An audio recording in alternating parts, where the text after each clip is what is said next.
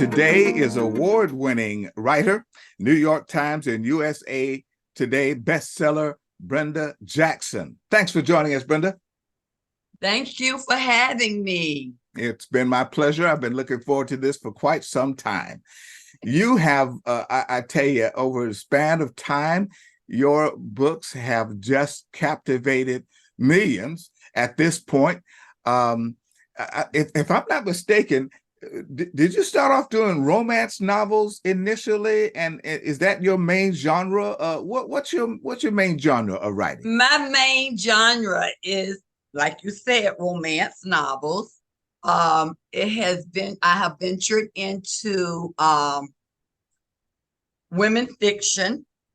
I do now my romance in different categories. I do romantic suspense. I do romantic intrigue, and then I do women fiction. And I also do family fiction. So I'm all over the place, but because I believe in love, I believe in the whole essence of love. And I want people to know that there is such a thing as your soulmate, a happy ending. So I love writing romance novels. Mm.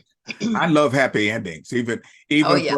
even though I'm an action adventure person primarily. I love happy ending even with them. And if I can't get a happy ending, I want to know that the part two is going to take me there after we go through the Right. trials and Right. tribulations. Well, And I'm glad. well, the obvious questions. How did you get into this writing business? Oh And my you know, how did you get into writing business? And has it been a forever passion? Well, let me tell you, when I was in the eighth grade, and Fred, you and I, your listeners may not know, we go back a long way. We were classmates all the way back to third grade, and I am proud of that. I am so proud to see what you are doing now. And when I was in the eighth grade at Northwestern, and I know you went to another junior high school, I wanted to entertain my classmates, and I loved writing.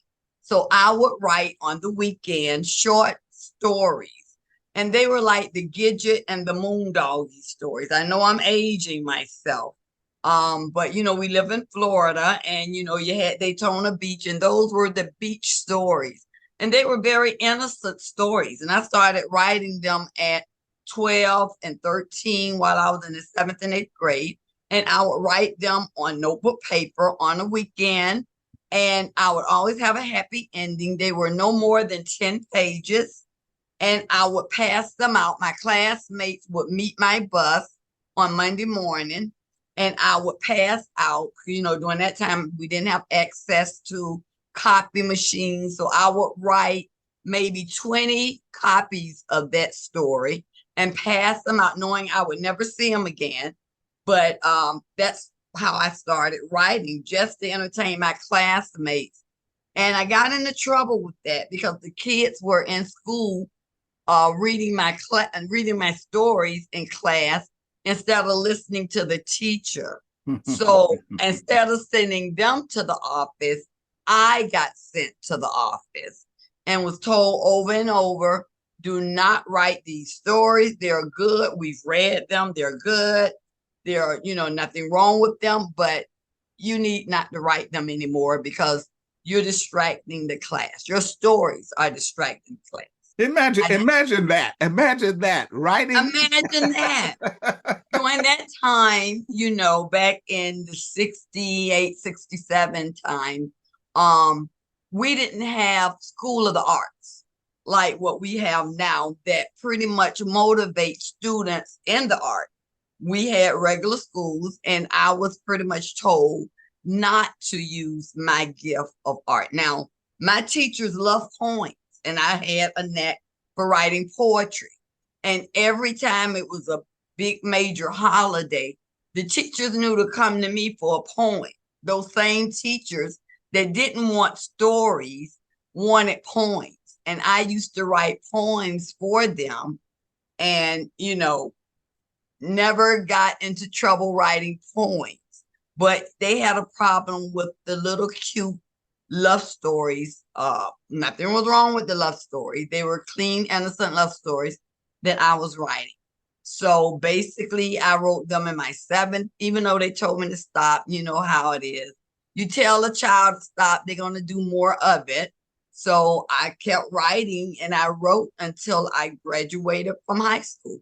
Oh boy, I tell you, me and a friend of mine um, who later joined the military. I haven't seen him in gosh, about 30, 40 years now. Uh-huh. But me and a friend of mine started out writing our own set of comic books. And when we Wow. got to middle school, we were fascinated at that time by Marvel comics. So Right. we started writing our own set of comic books and kept that up until I got too involved with the band and I could keep doing it as much. So what was the first series that took off for you? What was the series of Oh books that gosh. took off for you? The first series took off was the Madeira series. Mm. It was only supposed to be a collection of 5 books. And I wrote those books for Kensington Publishing, who later sold these books to BET so the books could be made into movies. Um, and I didn't write them, to sell them. I wrote them again for classmates when I would go to our reunion. The kids that went to school with me, for some reason, they thought I would grow up to be a writer because I've always entertained them with stories. And they were kind of disappointed that I went to college and got a degree in business, and I was working my way in the business sector. I was working for State Farm Insurance Company in management. And they were like, wow, we always thought you would be a writer. Even the teachers, some of the same ones that got me in trouble for writing, thought I would be a writer. So my husband told me, he said, you know what? You have this class reunion every 5 years. In 5 years, write a story for these people so they could stop asking you about writing stories. So I did. They gave me 5 years. I wrote one story. And while I was writing that story, Fred, I realized how much I enjoyed it, how much it didn't take away from my day job, but in a way it enhanced it because it gave me an outlet. Because being a Black or any person trying to make it in corporate America wasn't easy. I was a supervisor. And so when I got home, fixed dinner, got everybody situated, downtime, I wasn't in the television. And so I'm like, what can I do? So writing gave me an outlet. And that one book became 3 books. And the family, since I'm big on family, I have a big family on both my mother and my father's side. So I decided to write a family saga. And every book I wrote was going to be connected to that one family. And by the time one of my teachers, not in high school, but in college, said, you need to go back and submit these for publishing. I say, no, I like my day job. I want to be in business. Yeah, but if they're good and they accept it, it could be extra money for you. And of course, ding, ding, I'm like, wow, that sounds good to me. If all I got to do is sit around and have an outlet to write and I can make money from it, why not? And that's what I did. And I sold a 3-book contract. And the first book came out in 1995 and Well, been writing ever since. what's your method? What's your methodology Oh, for when you conceive the concept for it and you've done a number of series books as you indicated, beginning with the Madeira series. But what's your methodology? Do you require absolute silence? Do you write them out in longhand? Do you type it up? What's your methodology for okay. getting At the first, book done? back in the 1990s, yes, you had to write it longhand because computers were just coming on the scene. I couldn't afford one. So I wrote in longhand. When I traveled for my job, and was then stuck in hotel rooms after meetings, I would take out my journal and I would start writing. And I would write just from thought. I would see this story take off in my head, and then I would translate it to pen and paper. So that was my method at first. And then when my husband for a gift bought me my first word processor, not a computer. I had a word Amstrad word processor, but I would have thought that was the best gift I could have gotten, because after I wrote in longhand, then when on the weekends I would type it up in the word processor. So that was my method. And now, no longhand, no thoughts. All I do is sit in my computer, because I had to take typing in high school. Amen. Amen. Yeah, Yes. we had to take typing. Yeah. And I graduated typing close to 90 words a minute. So I can type, and I'm glad of that. A lot of authors have to send their stuff off to be typed, but I just sit in my typewriter, close my eyes. I see the story taking shape in my mind, and I type it. I'm what you call a pantster. An author is a plotter or a pantster. A plotter is someone that do the outline. They have to plot every chapter. They do all of that before they could even start writing a book. A pantster write by the seat of their pants. They don't know what's going to happen in the book until their mind tells them what's going to happen. I'm a pantster. I usually don't know how my book going to end, other than it's going to end happily. And while I'm writing, I could switch, directions, because the only person I'm writing for is my readers. And they know they're going to get a good Brenda Jackson, romantic Brenda Jackson book. So that's my method.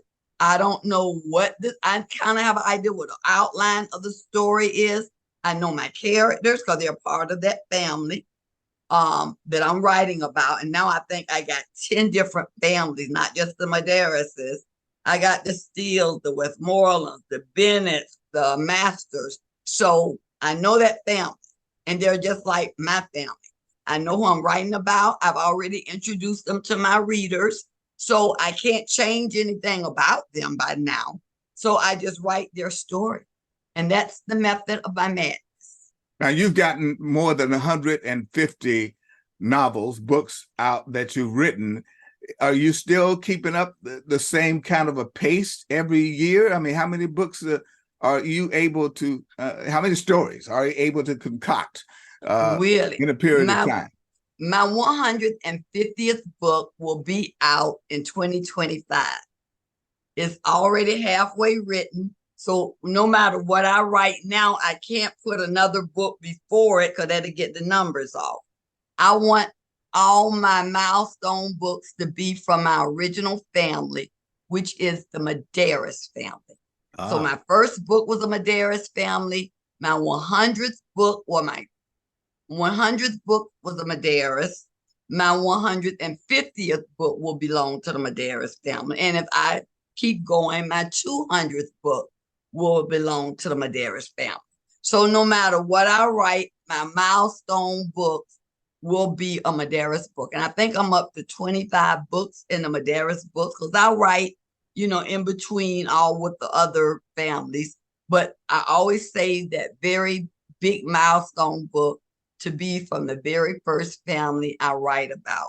So that's what I'm doing now. I'm waiting on the big celebration in 2025. It'll take place in May 2025.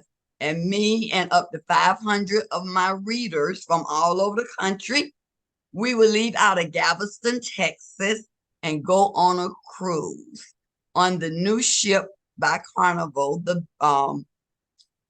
What is it? I can't think of the cruise ship now. The Jubilee.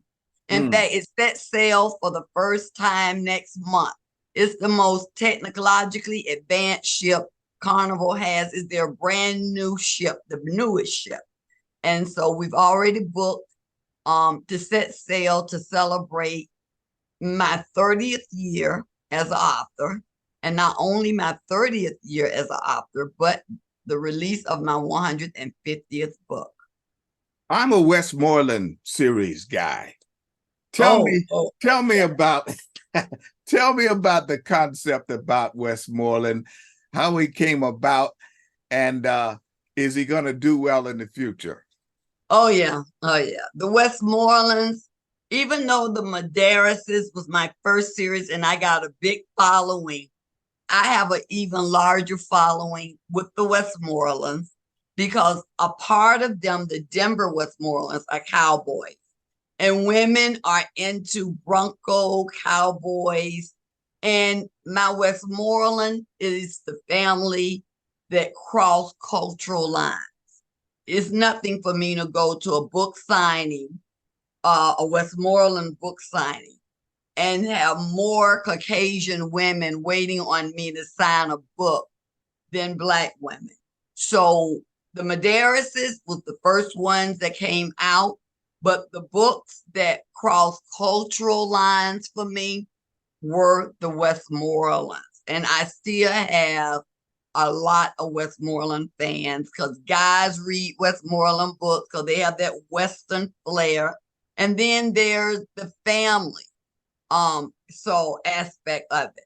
So the Westmoreland, I would say, is and I'm up to 48 books in the Westmoreland series. Mm-hmm. So whenever a publisher say we want to sign you on, can we get 6 more books? So now I'm extending the Westmoreland family, finding cousins they didn't know they had.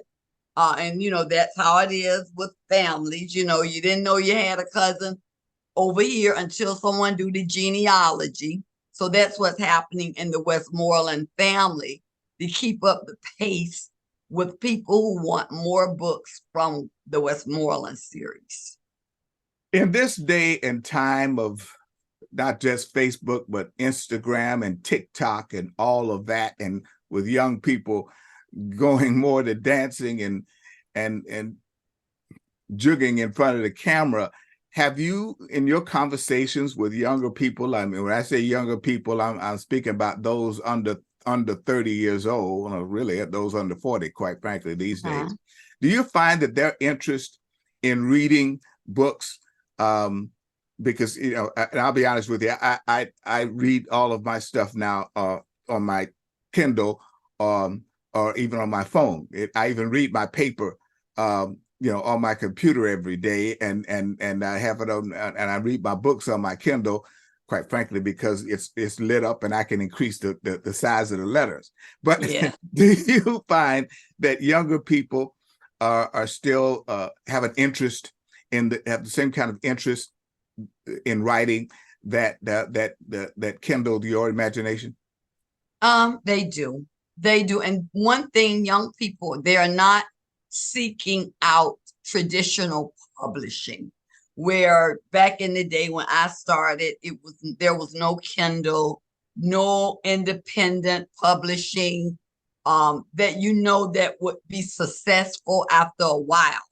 But now, because the emergence of Kindle, anyone can print and get a book published. So you could be your own publisher. You don't have to wait for a HarperCollins or a Simon and Schuster or one of the big known or the big 10 or the big 7, I think is 7 well-known publishing company to decide, oh, you're it. We're going to sign you on. You can do it yourself and still become a best-selling author if you have the right marketing plan. So yes, young people now, when I meet young people, they want to know, no, I want to keep most of the money of myself. I don't want to share it with a major publisher. So I'm willing to write the book. I'm willing to learn how to get it published myself and sell it. Now they can sell it on Amazon, and they do their own marketing. And some of them are very successful at it because they come up with their own marketing plan. They do the TikTok, they do the Twitter, they do a lot, the Instagram. the things that we as older authors not yet ready for, they do it and they reach millions. Last year, for the first time, I hired a social media guru that will put my stuff out there on Instagram, on TikTok, on Twitter, on what. So now I have a presence on there, but I'm not the one out there. I had to hire someone to do it. There's nothing wrong with that. How long did it take you to get your first book noticed and published? Oh gosh, my first book, it took too long, Fred, because the major publishers out of New York, that meant something back in the day, was not ready for Black love. They loved my story, and more than one told me, we will publish your book tomorrow if you make your characters white. Whoa. And I'm like, yeah, because there was no market for Black stories. Because in their mind, if the hero was not beating up on the woman, if he wasn't in jail, if he wasn't selling drugs, then it wasn't a story, because they thought that's what our men do. And I had to educate them to know. My dad always remembered my mom on Valentine's Day. I never had an uncle who raised a hand to my aunt. So y'all have a bad misconception of the Black man. And so they say, well, as long as Black women are buying our books, which meant the books featuring the blonde-haired, blue-eyed hero and heroine on the cover, why change it just for a small demographic? And I'm like, no, it's not a small demographic. There are a lot of Black women. The reason you think they don't want anything else, because you never offered them anything else. And finally, that message got heard by Walter Zachariah, who was the CEO of Kensington Publishing, which is one of the top 10. And he took a chance on 5 of us. He said, I'm going to bring y'all books out. I'm going to give y'all beautiful covers. I'm going to give y'all a good distribution plan. But I'm only pay y'all only half of the percent what I'm paying my white authors, because I got to see if this gonna fly. But we knew it would fly. We knew that once they get those books in the stores and show us on the cover pictures of a loving Black couple on the cover, Black women would buy it. And that's what he did. He put them out there in the same places, the white books. And in some places, our books sold faster than the white, because it's like supply and demand. He didn't know there was a demand. They didn't know there was a demand until they offered the supply. And once they saw that, whoa, we got a market here.